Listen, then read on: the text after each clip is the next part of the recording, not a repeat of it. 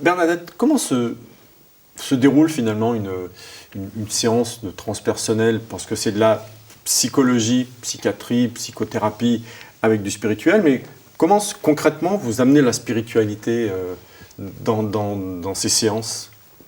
Alors, c'est pas comme ça que ça se passe, justement. J'en ai jamais fait. Bah oui, parlez-nous, je pense que vous découvrez. D'abord, je pense pas qu'il y a une séance type.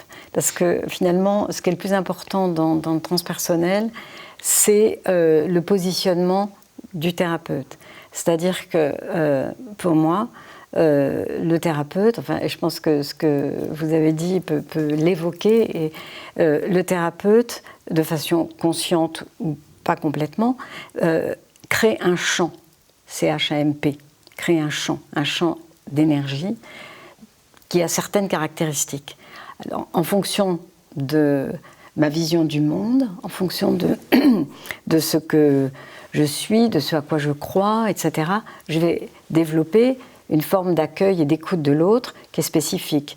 Un psychanalyste freudien, un psychanalyste jungien ne vont par exemple pas écouter, je prends cet exemple un peu caricatural, un rêve de la même façon. Ils ne vont pas l'accueillir de la même façon et pas le traiter de la même façon, par exemple. Donc on crée quelque chose qui est spécifique.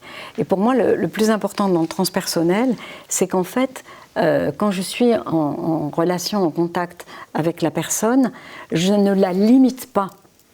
Je ne la vois pas comme un être limité par son histoire d'ici et maintenant, son corps par son corps. Je la vois comme, alors je ne peux pas dire quelque chose, mais bon, enfin, dans le transpersonnel, le plus compliqué, c'est d'arriver à essayer de rendre ça facile à comprendre. Donc les mots, c'est un piège tout le temps. Donc reprenez-moi si ce que je dis peut vous choquer, parce que non, je dis comme quelque chose, et évidemment que c'est pas comme quelque chose, mais comme une entité. Voilà, comme une entité, comme un voilà, comme un champ d'information. Un champ d'information, un amalgame de cellules qui est beaucoup plus vaste, qui est connecté à quelque chose de beaucoup plus vaste. D'accord. Et par exemple, je peux voir justement la dimension spirituelle, la dimension sacrée, la dimension divine qui est présente chez cette personne, même si elle n'est pas en contact avec ça.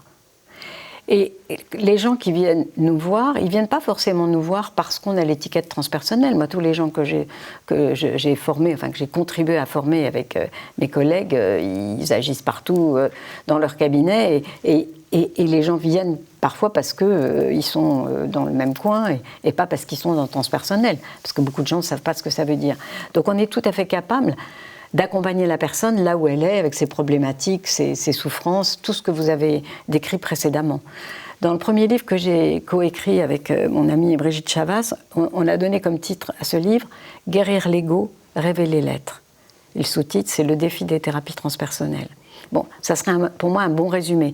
C'est-à-dire que la personne qui vient en thérapie, je pense que vous serez d'accord avec moi, elle vient parce qu'elle est en souffrance, parce qu'il y a quelque chose qu'elle n'arrive pas elle-même à régler, à gérer. Enfin bon, elle a besoin d'aide.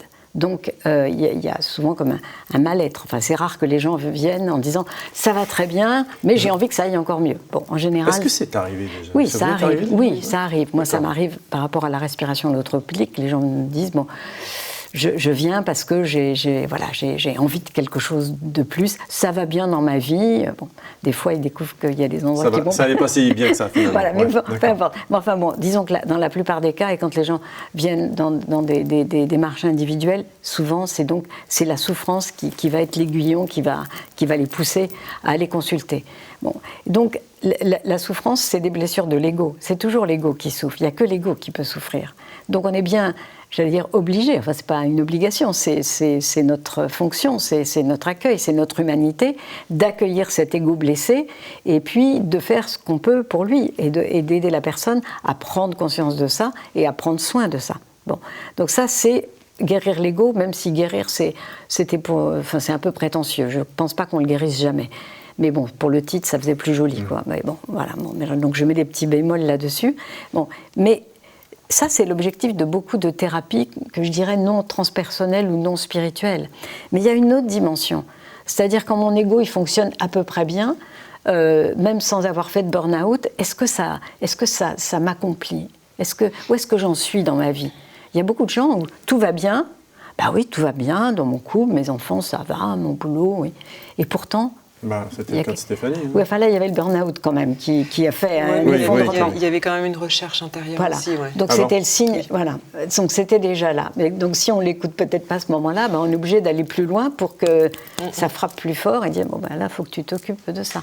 Donc je crois que cette dimension de la recherche intérieure, du sens de la vie, voilà, c'est révéler cette autre dimension qui est en nous.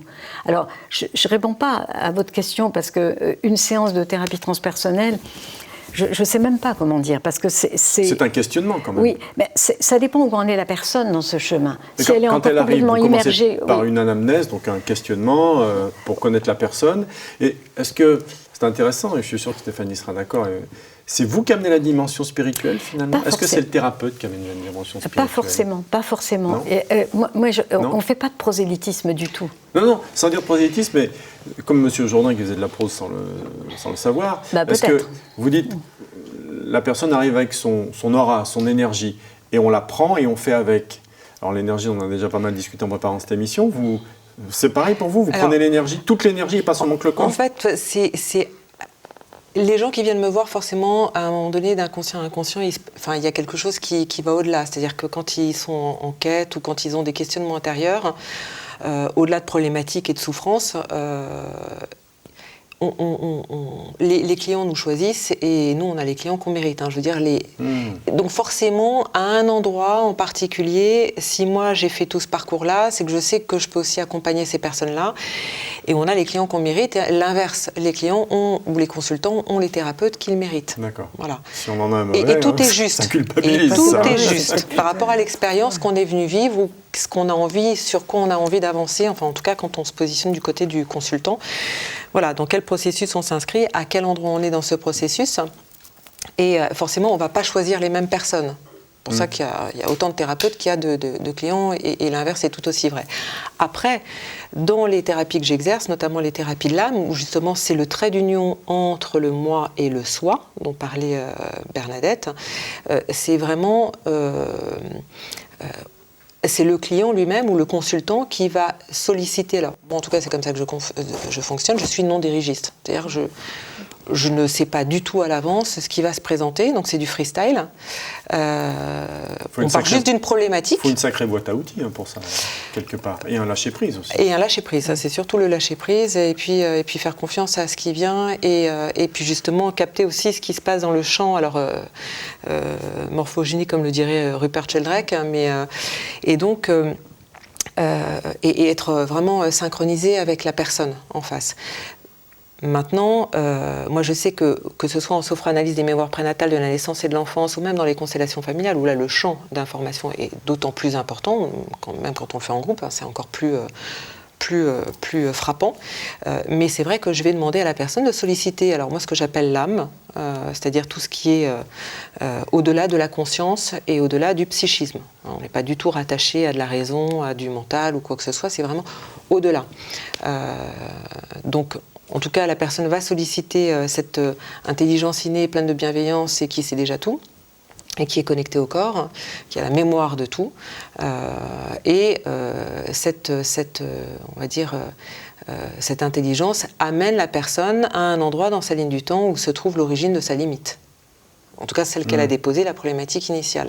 À partir de ce moment-là, moi, je ne sais pas à l'avance si ça va être dans la petite enfance ou dans l'adolescence, que ce soit au moment de la naissance ou dans la vie intra-utérine ou au moment de la conception, ça peut arriver, ou même avant. Alors avant, ça peut être du transgénérationnel très lointain ou des vies passées. Voilà, après, on mettra les mots qu'on veut dessus. Mais comment vous amenez la personne à lâcher prise et aller chercher un petit peu ces informations par un questionnement, par un relâchement, par une respiration particulière ? Non, c'est juste à l'amener à poser l'intention, déjà à se relier à son âme et à la lumière, même si on a fait un peu de respiration avant, mais enfin, je veux dire, quelques respirations. Pour l'échauffement. On est dans un état élargi de conscience à ce moment-là, notamment en sophroanalyse des mémoires prénatales. Alors qu'en hypnose, on va être plutôt dans un état dissocié qui va être sensiblement différent, mais au niveau des ondes cérébrales, c'est des ondes alpha. Donc on est en état de relaxation légère, pas besoin d'aller profondément. Et en quelques minutes, la personne pose l'intention de se relier à son soi ou à son âme, après on lui donnera le nom qu'on veut, ou à cet inconscient auquel on a accès, pour pouvoir aller à l'origine d'une limite, en comprendre le sens et surtout en libérer la racine.